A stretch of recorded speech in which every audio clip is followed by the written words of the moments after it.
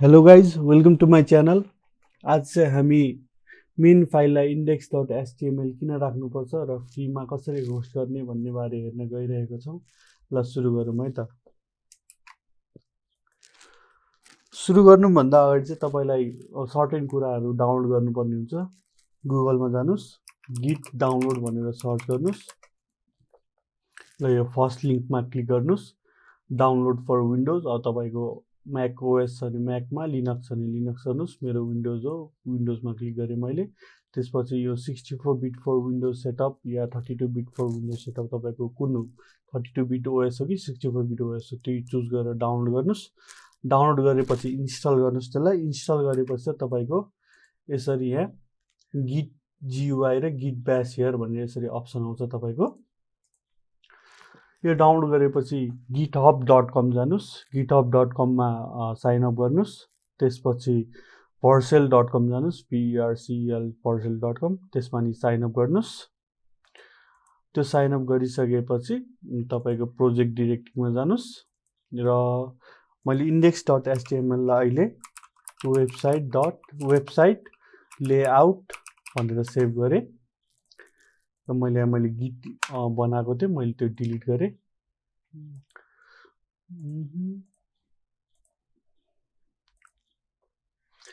यो तपाईँको गिटमा गिट चाहिँ एउटा फाइल भर्जन कन्ट्रोल सिस्टम भन्छ। त्यसको बारेमा म नयाँ भिडियो बनाउने छु, गिटको पुरै भिडियो बनाउने छु। अहिलेको लागि चाहिँ गिटमा साइन अप गर्नुहोस्। त्यसपछि यहाँ क्रिएट रिपोजिटरी भन्ने हुन्छ, त्यसमा क्लिक गर्नुहोस्।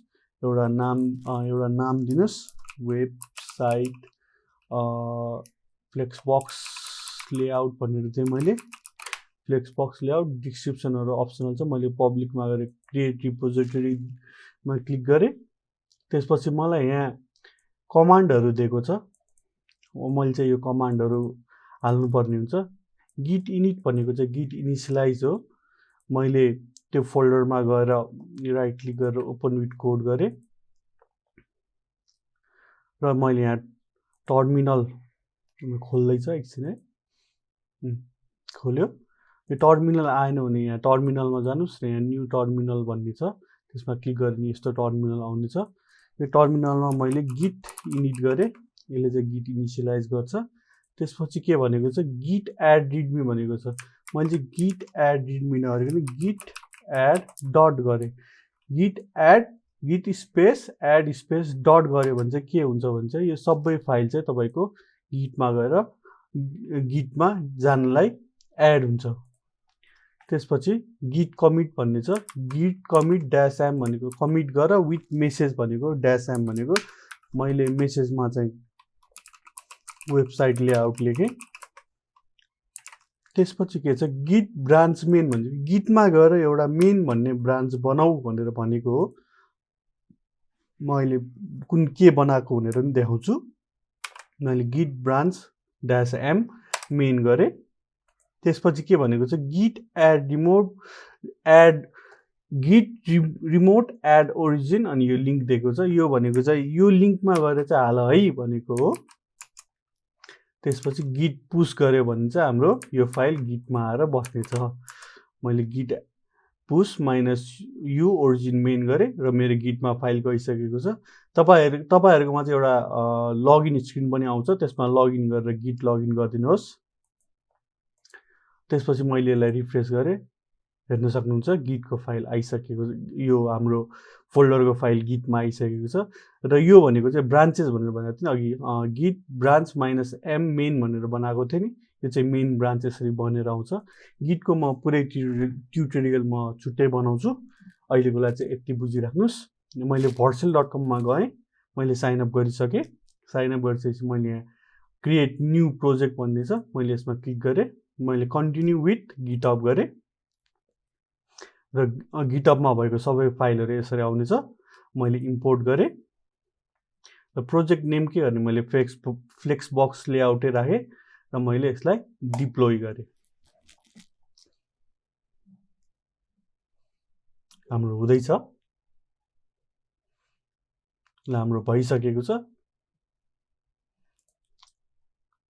मैले यो लिङ्कमा जाँदाखेरि चाहिँ के भन्यो भने 404 नट फाउन्ड, यसमा चाहिँ केही पनि छैन भनेर आयो।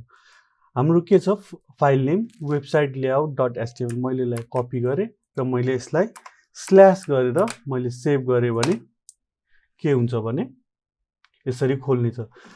मैले इन्डेक्स डट एचटिएमएल नाम राखेको भने चाहिँ मैले फ्लेक्सबक्स लेआउट डट भर्सेल डट एपमै तपाईँको यो खोल्ने थियो। अब मैले इन्डेक्स डट एचटिएमएल नराखिकन मैले वेबसाइट लेआउट डट एचटिएमएल राखेको हुनाले चाहिँ स्ल्यास वेबसाइट लेआउट डट एचटिएमएलमा जानु पर्यो। जस्तै मैले एबाउट पेज बनाएको थिएँ भने मैले स्ल्यास एबाउट गर्नुपर्ने हुन्थ्यो। अब मैले यसमा गएँ, मैले सेटिङमा गएँ, सेटिङमा होइन यो फाइल रिनेम गर्नुपर्ने छ मलाई, एड फाइल एडिट, मैले यसमा क्लिक गरेँ, फाइल खोलेँ, मैले यसमा एडिट कता हुन्छ त सेटिङ र एडिट डिस्क फाइल, यो पेन्सिलले चाहिँ मैले नदेखेको, मैले यसलाई चाहिँ मैले के गरेँ, मैले इन्डेक्स डट एचटिएमएल भनेर यहाँ तलपट्टि आएर कमिट गरिदिएँ।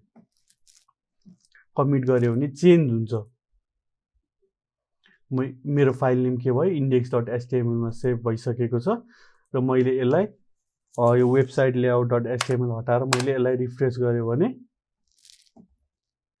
मेरो यसरी मेन युआरएलमा मेरो इन्डेक्स डट एचटिएमएल खोलिसकेको छ। त्यही भएर चाहिँ तपाईँको मेन फाइललाई इन्डेक्स डट एचटिएमएल नाम गर्नुपर्ने कारण चाहिँ यो हो। हाम्रो सर्भरले चाहिँ सुरुमा खोज्ने भनेको इन्डेक्स डट एचटिएमएल फाइल हो र इन्डेक्स डट एचटिएमएलको फाइल थ्रुबाट त्यसलाई होम पेज भनौँ न, होम पेज त्यहाँ भयो। त्यसपछि सपोज हाम्रो वेबसाइटमा एबाउट अस कन्ट्याक्ट अस छ भने यो लिङ्कमा गएर अर्को लिङ्क स्ल्यास स्ल्यास हुँदै जान्छ। जस्तै अघि भएको चाहिँ यो slash website layout about us slash about us हुँदै जान्छ। यो नि देखाउँछु म पछिल्लो भिडियोहरूमा, हामीले बनाइसकेपछि देखाउँछौँ। जस्तै अब हामीले यो गरिहाल्यौँ, हामी अर्को नि एउटा गरिदिइहालौँ। म यो मेनमा जान्छु, त्यसपछि मैले यो प्लस आइकनमा गएर न्यू रिपोजिटरी भनेर क्लिक गरेँ। मैले यसलाई फ्लेक्सबक्स लेआउट 2 भनेर नाम दिएँ र मैले क्रिएट रिपोजिटरी गरेँ। यसमा नि यसरी यो यसरी राख्नु है भनेर देखाएको छ। मैले ब्याक गरेँ, हाम्रो लेआउट 2 छ, इन्डेक्स डट एचटिएमएल नाम छ। मैले यसलाई राइट क्लिक गरेर ओपन विथ कोड गरेँ र टर्मिनल निकाल्न मैले यहाँ टर्मिनल थिचेँ। त्यसपछि के गर्नु भनेको चाहिँ गिट इनिसियलाइज गर भनेको, मैले गिट इनिसियलाइज गरेँ। त्यसपछि गिटमा फाइल एड गर भने गिट एड डट गऱ्यो भने भयोभरको सबै फाइलहरू जानेछ। त्यसपछि गिट कमिटमा मेसेज वेबसाइट लेआउट 2 भनेर लेखेँ मैले। त्यसपछि के छ हाम्रो ब्रान्च बनाऊ भनेको छ, git branch minus M main गऱ्यो भने मेन ब्रान्च बन्छ। त्यसपछि गिट रिमोट एड ओरिजिनमा यो लिङ्कमा चाहिँ हाल है भनेर यो हामीले एउटा पाथ दिएको भयो। मैले यो पाथ हालेँ।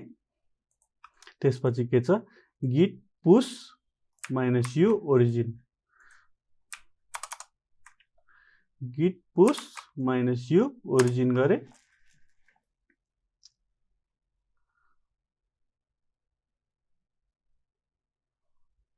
मैले अर्कोमा हालेछु, सरी, यहाँ गएर हाल्नु पर्यो git push minus U origin. हाम्रो गिटमा फाइल गइसकेको छ र म यसमा गएर म रिफ्रेस गर्छु, हेर्न सक्नुहुन्छ हाम्रो नयाँ फाइल आइसकेको छ। त्यसपछि म फेरि भर्सेलमा गएँ, मैले मेन यसको मेन ड्यासबोर्डमा गएँ। त्यसपछि एड न्यूमा क्लिक गरेर मैले प्रोजेक्ट गरेँ, कन्टिन्यू विथ गिट गरेँ र फ्लेक्सबक्स लेआउट 2 हाम्रो नयाँ प्रोजेक्ट हो, मैले यसलाई इम्पोर्ट गरेँ। यसको नाम फ्लेक्सबक्स लेआउट 2 नै राखेँ र मैले यसलाई डिप्लोयमा क्लिक गरेँ। हाम्रो हुँदैछ, हाम्रो भइसकेको छ र मैले यसमा क्लिक गरेँ। हेर्न सक्नुहुन्छ हाम्रो अर्को एउटा सानो प्रोजेक्ट पनि होस्ट भइसकेको छ। यो भर्सेल डट एप चाहिँ तपाईँले चेन्ज गर्नु मिल्दैन, यो फ्री होस्टिङ भएर हो। हामीसँग डोमेन पनि छैन, डोमेन किन्नलाई तपाईँको $10 जस्तै लाग्छ। होस्टिङ किन्नलाई त्यस्तै $10 देखि $20 जस्तै लाग्छ। अनि त्यही भएर चाहिँ अहिले फ्रीमा होस्ट गरेको हो। हेर्न सक्नुहुन्छ यसरी आइसकेको छ। आजको लागि यति नै। तपाईलाई मन परेमा लाइक शेयर सब्स्क्राइब गर्न नबिर्सिनु होला र मेरो केही फ्लजहरू छ भने त्यसलाई सुधार्नुलाई कमेन्ट बक्समा कमेन्ट गर्नु होला। धन्यवाद।